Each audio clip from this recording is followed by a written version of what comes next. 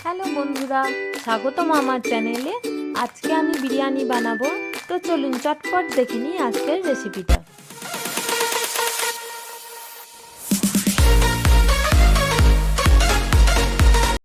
বিরিয়ানি বানানোর জন্য আমাদেরকে 3টে স্টেপ ফলো করতে হবে।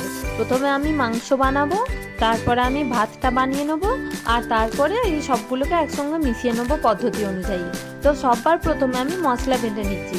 এখানে 1 টুকরো আদা আর 4টে কাঁচা লঙ্কা আর 2টো শুকনো লঙ্কা নিয়েছি, আর তার সঙ্গে বেটে নিয়েছি টমেটোটা, 3টে টমেটো নিয়েছি।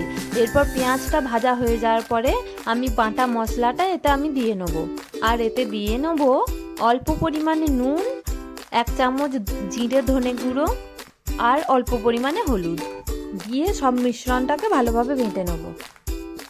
আর একটা তেজপাতাও দিয়ে দেবো, কারণ এতে ভালো সেন্ট আসবে না।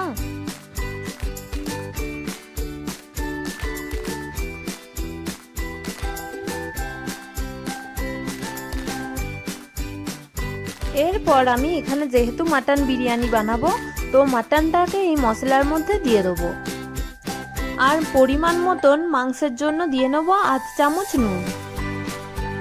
এরপর কিছু সময় ধরে নাড়ার পর অল্প পরিমাণে জল দিয়ে আর একবারটি নেড়ে নিয়ে চাপা দিয়ে রেখে দিতে হবে কিছুক্ষণ।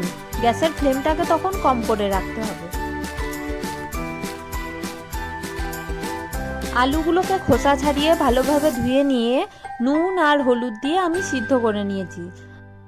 মাংসটা এখানে ভালোভাবে কষা হয়ে গেছে। এবার আমি সিদ্ধ করা আলুগুলোকে অন্য একটা ফ্রাইং প্যানে তেল দিয়ে ভেজে নেব।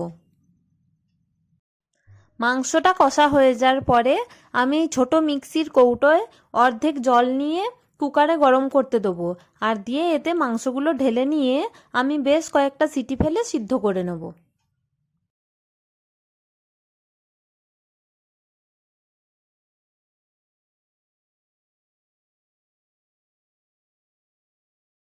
মাংসটা সিদ্ধ করা হয়ে গেছে। এরপরে আমি বানিয়ে ফেলবো ভাতটা। এর জন্য আমি চালটাকে আগের থেকেই ভিজিয়ে রেখেছিলাম, আর চালেতে দিয়ে নিচ্ছি 1 চামচ পরিমাণ নুন। আপনারা পরিমাণ মতন দিয়ে নেবেন, আর এতে দিয়ে নেবেন 5টা মতন এলাচ, অল্প দারচিনি আর 5-6টার পরিমাণ লবঙ্গ দিয়ে কুকারে চাপিয়ে দিয়ে একটা সিটি ফেলে কুকারটাকে বন্ধ করে রেখে দেবেন। এরপর আমি বিরিয়ানিটাকে কুকারেই বানাবো, সেই কারণে আমি কুকারের নিচে নিয়ে নিয়েছি একদম অল্প পরিমাণে 4-5 চামচ পরিমাণ জল নিয়ে নিয়েছি, যাতে তলায় চিটিয়ে না যায়। আর তার উপর দিয়ে নিয়েছি অল্প পরিমাণ ঘি, আর দিয়ে নিয়েছি ভাতগুলো, একটা লেয়ারে ভাত দিয়ে নিয়েছি।